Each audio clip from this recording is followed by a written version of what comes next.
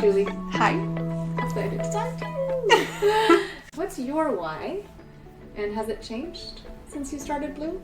The reason why I do what I do is because I genuinely enjoy helping people and seeing them feel more relaxed, at ease, and confident.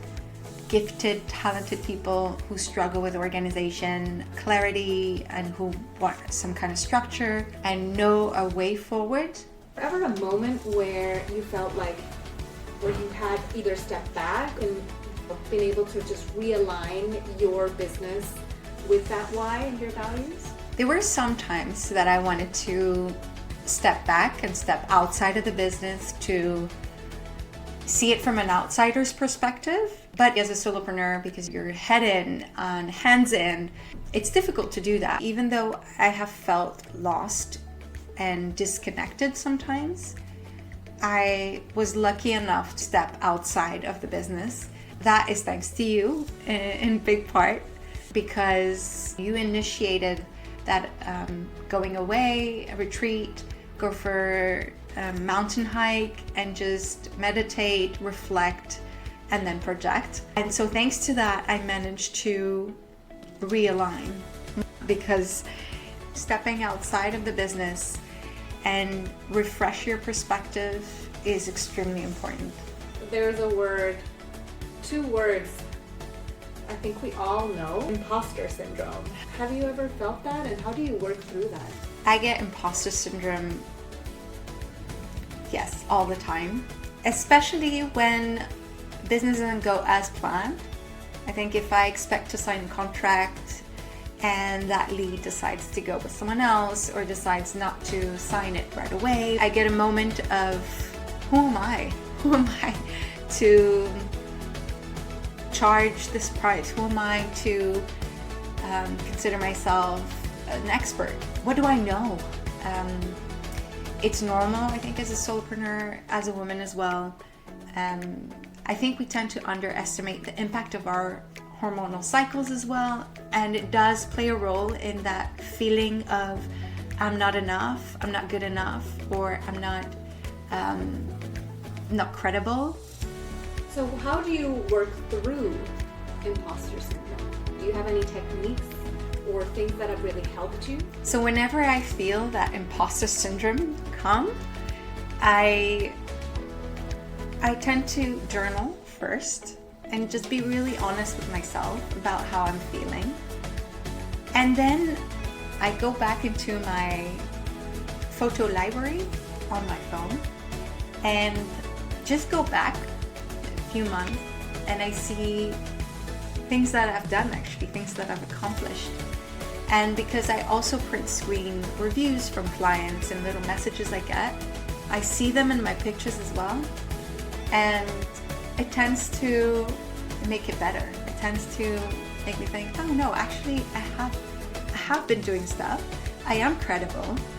I find that what helps as well is talking to people you admire and you see as successful, and talking to them about it and realizing that they feel exactly the same way at times. And that's when you're like, oh, actually, yes, I am successful, and yes, feeling those doubts are just part of it. So yes, it's about processing and being really honest with yourself when you're feeling these doubts. And then it's about community. It's about connecting with the people you trust and who inspire you and who genuinely care about your well-being and who actually want you to succeed.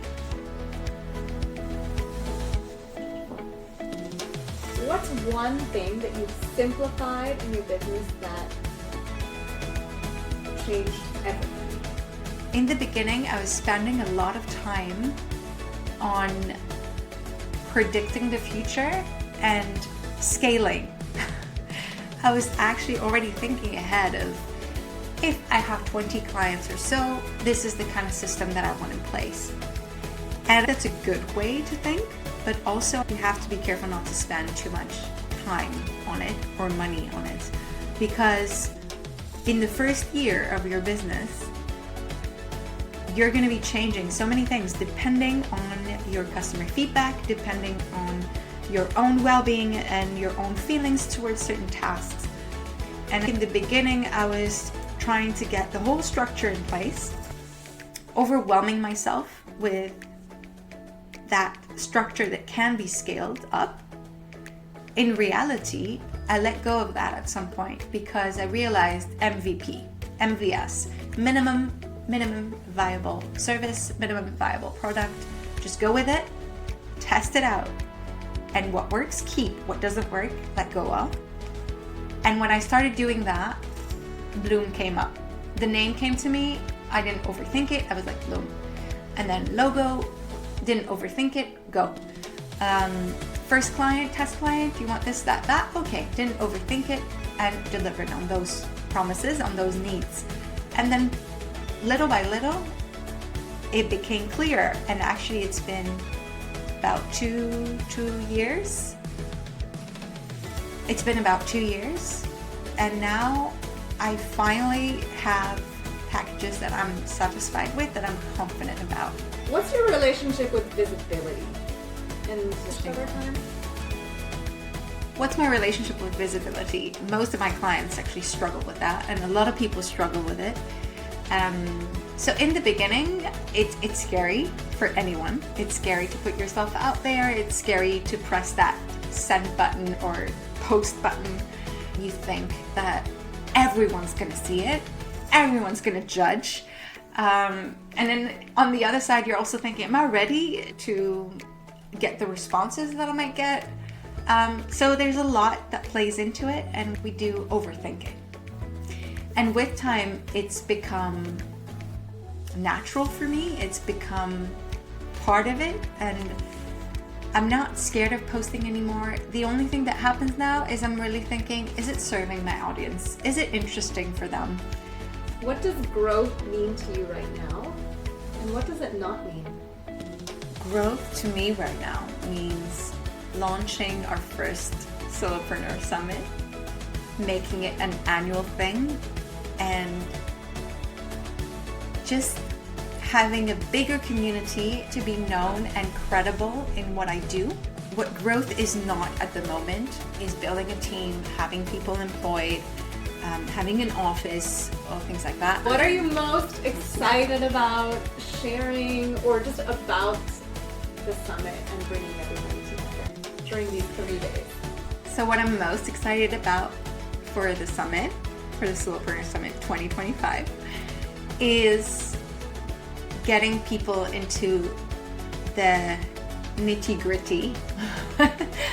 And I'm actually really excited about the workshop that I'll be facilitating on the blueprint, on business blueprint. A lot of people don't do it at all. A lot of solopreneurs don't do it at all.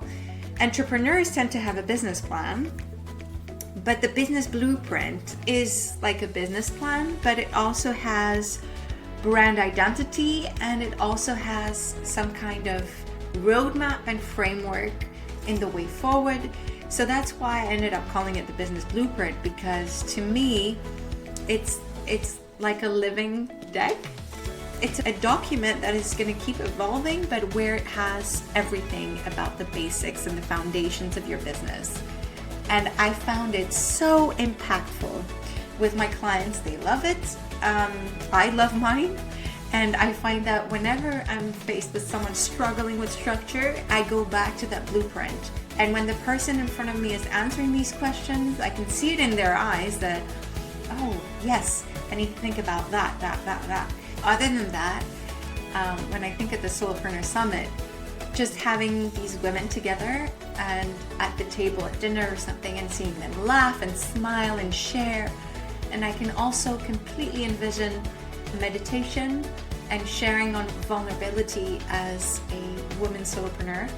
And most of us also are moms, juggling a lot of different things. And I think the retreat, going away like this, allows for us to really reconnect with our own selves and to be vulnerable and to be held in a safe space with other women.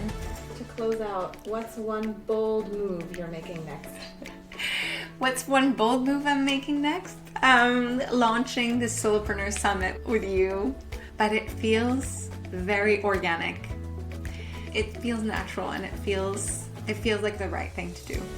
If I had to start again and make an initial investment in something, it would be to do that kind of retreat, actually. It's incredible what you can do in 3 days. Well structured and guided. Incredible the clarity that you can gain. And the well-being as well, the confidence. And we're really putting people in place. Our facilitators are just great women. So confident in what it can bring. And that's what I would do if I had to start over.